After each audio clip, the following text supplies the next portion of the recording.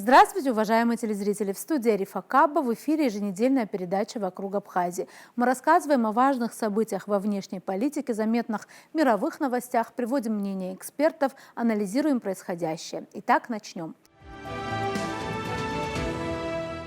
Очередное громкое заявление Дональда Трампа стало главной новостью в мире. Он заявил о претензиях США на владение островом Гренландия, которая, напомним, является территориальной частью Дании. 18 января он вновь вернулся к теме контроля над Гренландией, написав в социальной сети Truth Social, что Дания за последние 20 лет, несмотря на предупреждения, ничего не сделала для того, чтобы устранить российскую угрозу для своей автономной территории. Цитата. «Теперь пришло время, и это будет сделано», написал Трамп. Ряд СМИ, включая агентство Bloomberg, также пишут о том, что Трамп направил премьер-министру Норвегии письмо, в котором сообщил, что Соединенные Штаты больше не будут концентрироваться только на усилиях по достижению мира, но обратят внимание на свои национальные интересы. В письме, которое цитирует издание, но которое не было официально опубликовано, говорится, помимо прочего, что это связано в том числе с тем, что Трамп не был удостоен Нобелевской премии мира за свои миротворческие усилия. Президент США в письме вновь пишет о претензиях на Гренландию, ставя под сомнение суверенитет Дании над островом. «Мир не будет в безопасности, пока США не получат полный контроль над Гренландией», цитирует СМИ письмо. 17 января Трамп объявил о планах ввести с 1 февраля пошлины в размере 10% на все поставляемые в США товары из Дании, Норвегии, Швеции, Франции, Германии, Великобритании, Нидерландов и Финляндии. С 1 июня она вырастет до 25%.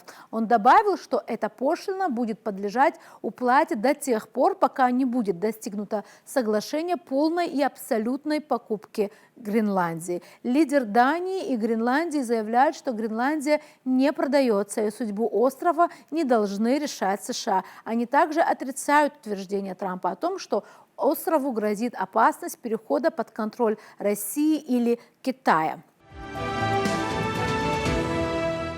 К другим темам. Россия открыта для переговоров с США по урегулированию ситуации на Украине, заявил глава МИД России Сергей Лавров в среду на пресс-конференции по итогам переговоров с министром международных отношений и торговли Намибии Сельмой Ашипаловой-Мусавьи. Президент России Владимир Путин неоднократно, в том числе за последние пару недель, на различных мероприятиях подтверждал нашу позицию об открытости к переговорам по Украине. Если эти переговоры имеют серьезный характер, и если лица, которые заинтересованы в таких переговорах, действительно к ним готовы и им есть что сказать, подчеркнул Лавров. Дипломат отметил решительный настрой российской стороны на урегулирование конфликта, о чем, по его словам, свидетельствуют предыдущие встречи со спецпосланником главы Белого дома Стивом Уиткофом и американским бизнесменом Джаредом Кушнером, целью которых был разбор первопричин украинского кризиса и обсуждение путей их преодоления. Президент встречался, по-моему, 6 раз со специальным представителем президента Трампа, и я уверен, что если они проявят такой интерес, то интерес этот будет встречен с пониманием, заключил Лавров. Кроме того, министр подчеркнул, что недавнее заявление лидера Франции Эммануэля Макрона о намерении связаться с Путиным не выглядело конструктивным. Президент Путин неоднократно, в том числе за последние пару недель, на различных мероприятиях, подтверждал нашу позицию об открытости к переговорам по Украине, если эти переговоры имеют серьезный характер, и если лица, которые заинтересованы в таких переговорах, действительно к ним готовы, им есть что сказать. Я просто в скобках отмечу, почему я так акцентирую именно серьезность любых инициатив. Вот, например, в очередной раз президент Макрон заявил, что вот он обязательно свяжется с Путиным в течение нескольких недель. Он уже не в первый раз это говорит. Ну, во-первых, все взрослые люди, и тем более, когда взрослые люди занимают государственные посты, и тем более, когда они хотят обсуждать вопросы войны и мира, то, наверное, нужно просто предлагать соответствующие контакты. А когда, вот как господин Макрон кто-то заявляет: я вот буду разговаривать, нам все равно придется с Путиным разговаривать, и вот я через несколько недель что-то там предложу. Но это несерьезно. Это работа на публику, работа, я даже не знаю, микрофонная дипломатия, мегафонная дипломатия, которая никогда ни к чему хорошему не приводила. А президент Путин, наоборот, всегда открыт к серьезному разговору. И все предыдущие встречи со специальным посланником президента Трампа, господином Уиткофом, и вот в последнее время к нему подключился господин Кушнер, все эти встречи были серьезными, конкретными, нацеленными на то, чтобы разобраться с первопричинами украинского кризиса и согласовать пути преодоления этих первопричин, потому что иначе никакого устойчивого долгосрочного мира ожидать не приходится. В интервью французским СМИ президент Франции заявил о возможной беседе с российским лидером в ближайшие недели. Мирный план американского президента Дональда Трампа по разрешению конфликта стал известен 21 ноября 2025 года. Путин отметил, что он может быть положен в основу окончательного урегулирования. 2 декабря президент России и спецпосланник Уитков обсудили инициативы на 5-часовой встрече 11 декабря 2025 года. В СМИ появилась информация о якобы обновленном варианте американского плана, который скорректировали после обсуждения с Москвой, Киевом и европейскими столицами. Из документа исключены требования вывода российских войск из демилитаризированной зоны, запрет на вступление Украины в НАТО и пункт о всеобщей амнистии, а также увеличена допустимая численность ВСУ до 800 тысяч человек. При этом в редакции остались гарантия нерасширения альянса на восток и снятия с России санкций при выполнении условий договора. Москва продолжает считать военную операцию США в Венесуэле неправомерной, заявил министр иностранных дел России Сергей Лавров на пресс-конференции в среду в Москве. Наша позиция остается неизменной. Эта позиция опирается на принципы уважения суверенитета и территориальной целостности всех государств. И Венесуэла являлась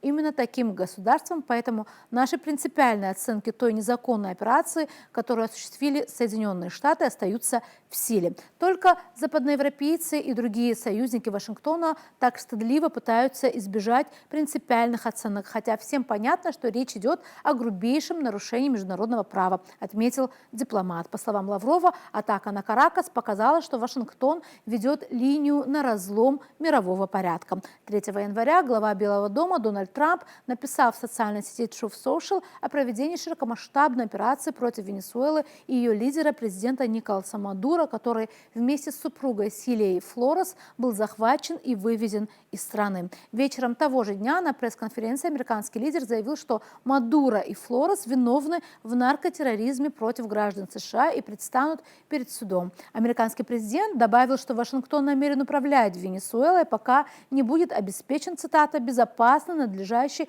и разумный переход власти». Ряд стран, включая Россию, Китай, Кубу и Иран, раскритиковали акцию Вашингтона. В МИД России заявили, что предлоги, обосновывающие действия США, несостоятельны, а также призвали пересмотреть данную позицию и освободить законно избранного президента суверенной страны и его супругу. Кроме того, глава ведомства Лавров провел телефонный разговор с Родригес, в котором выразил твердую солидарность с народом Венесуэлы перед лицом вооруженной агрессии. С Венесуэлой нас связывает долгая история добрых стратегических отношений. Мы привержены тем договоренностям, которые были достигнуты, и, конечно, с большим интересом, озабоченностью и симпатией наблюдаем за тем, как венесуэльское руководство отстаивает свои права, свою независимость, при этом проявляя гибкость и выражая готовность к диалогу с Соединенными Штатами. Об этом уполномоченный президент Делси Родригес неоднократно высказывалась. При понимании, конечно, что такой диалог будет иметь форму и содержание, опирающиеся на принципы равноправия, взаимного уважения и отказа от односторонних методов диктата либо в политике, либо тем более методов силового воздействия. Я не могу прогнозировать, как все произойдет далее, Но на данном этапе мы видим, что венесуэльское руководство отстаивает свои национальные приоритеты и отстаивает свой национальный суверенитет и необходимость участия в международных отношениях именно в качестве равноправного, суверенного, независимого государства. Я очень надеюсь, что все, кто заинтересован в отношениях с Венесуэлой, включая Соединенные Штаты, будут отвечать взаимностью и будут тоже уважать эти принципы, которые, по-моему, должны иметь универсальный характер. Интересный прогноз на политическую ситуацию на Южном Кавказе на этот год сделал политолог Сергей Маркедонов, увязав его еще и с памятной датой 135-летием поэта Осипа Мандельштама, который, как известно, бывал на Кавказе и, в частности, в Абхазии. Кстати, и это упоминает политолог в своем раскладе, приводя цитаты из заметок поэта об Абхазии 30-х годов прошлого столетия. Хотя в общественной жизни Абхазии есть много наивной грубости и злоупотреблений, нельзя не плениться административными и хозяйственными изяществами небольшой Приморской республики, гордой своими драгоценными почвами и самшитовыми лесами, написал Осип Эмильевич в 1930 году. Тогда, готовясь к своей армянской командировке, он несколько месяцев провел в Сухуми. Но какая удивительная точность в оценках актуальна и в наши дни, замечает политолог. Также Маркедонов отметил, что в своем очерке «Сухум» Мандельштам назвал Дмитрия Гуля чудесной провансальской фигурой. Хорошо бы нам только не забывать об исторической роли России как главного проводника европеизации, не путать с евроинтеграцией для Кавказа, пишет политолог. В целом же, по мнению Маркедонова, в 2026 году на Южном Кавказе никому не будет скучно. Парламентские выборы в Армении, попытки переформатировать геополитический ландшафт региона, и это мы еще не говорим про пресловутый маршрут Трампа и фоновые факторы вроде иранских протестов, которые уже словно круги по воде расходятся ближе к Баку и Еревану, заключает политолог. Сейчас мы предлагаем вам интервью с политологом Бесланом Хагба, с которым мы обсудили некоторые из этих тем. Приветствуем вас, Беслан Алексеевич. Здравствуйте. Последние дни, начало года, оно было довольно-таки, скажем, богатым на события разного рода. Я думаю, что довольно таким серьезным геополитическим нонсенсом стало то, что произошло в Венесуэле. Но сразу после этого мы наблюдаем и другой момент, который уже связан с Гренландией. Да? Дональд Трамп заявил о своих претензиях, скажем так, о претензиях США на владение этим островом, который, как мы понимаем, это часть государства Дания, да, получается. Как вам кажется вообще, что это такое? Ново ли это? Вообще вот эта вот идея о том, что вот так легко можно заявлять о том, что тебе нужно владеть островом Дания, потому что если не мы, то, возможно, это сделает Россия или Китай. Как это вообще рассматривается? Новое ли это что-то в геополитике, в политике? Вы знаете, вот в международных отношениях, в действии международных отношениях есть такое понятие двойные стандарты. Вот если мы проследим, анализ сделаем вот действия великих держав, вообще, начиная с России, вообще с империи, да, всегда действия этих стран – это сплошные двойные стандарты. То есть по отношению к одной стране надо соблюдать международные нормы, правила. По отношению к себе, к действиям, если тем более мощная, большая страна, эти нормы пропадают. Вот вы знаете, президент США Дональд Трамп не дает скучать миру. Каждый день он что-то заявляет, причем его намерения очень даже серьезные. Говорили по отношению к Венесуэле, что такое не может быть, такое не может быть. А он взял и похитил главу государства, суверенной страны. И по отношению к Гренландии то же самое, кстати, понимаете? И вот много говорили, причем, когда он был первым, когда он стал президентом в первый срок, он говорил так поверхностно, говорил о Гренландии. Вообще США всегда интересовала Гренландия. В каком плане? После окончания Второй мировой войны был такой президент Гарри Трумэн. Он взялся за Гренландию, он хотел присоединить. Но получилось так, что Советский Союз, европейские страны противились и оставили. Хотя там, между прочим, находится американская военная база. Понимаете, это говорит о том, что все это не устраивает, надо, говорят, присоединить. И причины, которые не называют, надо сдерживать Россию и Китай. хотя, казалось бы, вот никаких, вот знаете, действий по отношению к Гренландии Россия не предпринимала, и тем более Китай. Это говорит о том, что, знаете, вот в мире, вот, где мы живем сегодня, да, вот идет схватка геополитическая. Украина, Гренландия, Венесуэла. Вот такой международный хаос, который установился, понимаете, никакой определенности нет. Смогут ли великие державы в ближайшие годы взять, знаете, сесть и поговорить о каких-то договоренностях, где не действуют уже международные нормы, международные правила. Президент США говорит, для меня международное право ничего не значит. Понимаете, это такое дерзкое заявление, которое не позволяли себе более такие, знаете, жесткие политики. Это вообще мир удивлен. Почему так происходит с Дональдом Трампом? Говорят, что разные причины называются, даже связаны с его личностью. Говорят, это последний его срок пребывания президентом, он хочет оставить след в истории. Представьте себе, если такое случится. Гренландию он присоединил к США. Самый большой остров в мире. Какой след в истории он на себя оставит? США станет второй по площади в мире страной. Понимаете, политики, а тем более руководители великих стран, всегда к этому стремятся. Вообще, вот они об этом всегда задумываются. Это может быть не основная причина, может быть причина геополитическая и стратегическая. Говорят, что это очень важно в плане для американцев. В плане в будущем, может быть даже в этом столетии, вот схватка, которая произойдет между великими державами из-за Арктики. Понимаете, вот много факторов, причин, которые подталкивают якобы Дональда Трампа взяться за Гренландию. А вот как То есть будет... это, как вам кажется, такой путь к Арктике, да, и к ее ресурсам? Не только, но самое главное называют Арктику, потому что летают, там могут быть новые маршруты, и потому за Арктику уже давно взялись, тем более великие арктические державы, Россия, Канада, США, и говорят о том, что Арктика им необходима просто. Вот если это случится, если Гренландия будет присоединена к США, это говорит о том, что действительно в этом плане американцы одержат великую победу. Понимаете? И потому вот эта схватка, которая сейчас началась, вот весь мир следит, как это будет развиваться. Сначала они думали, что это всего лишь шутка, а потом, когда вот действия пошли со стороны США, вот, уже американцы забеспокоились, понимаете, и говорят о том, что европейцы очень недовольны. Тем более, понимаете, что произошло недавно, буквально вчера, еще одно такое занимательное заявление было Дональда Трампа. Он ввел пошлины по отношению к европейским странам, то есть к своим союзникам, страны, которые противятся присоединению Гренландии к США. Вот такие, вы знаете, вот такие вещи, которые происходят, которые немыслимы были, допустим, где-то, допустим, 3-4-5 лет назад. Это говорит о том, что действительно мы вступили в эпоху геополитических сражений. Во что это выльется, к чему придет, никто не знает.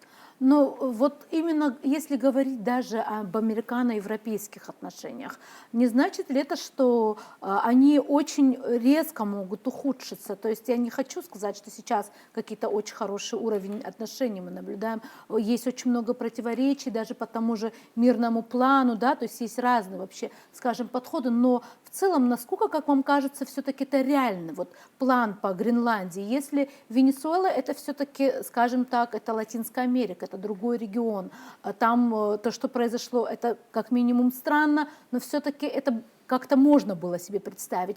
Можете ли вы действительно представить, что вот европейская страна откажется от такой огромной части своей территории только потому, что этого захотели в Соединенных Штатах? Видимо, знаете, подчеркивают многие обозреватели, почему Дональд Трамп сейчас взялся так активно за Гренландию. Он чувствует уязвимость Европы. В каком плане? Зависимость от США.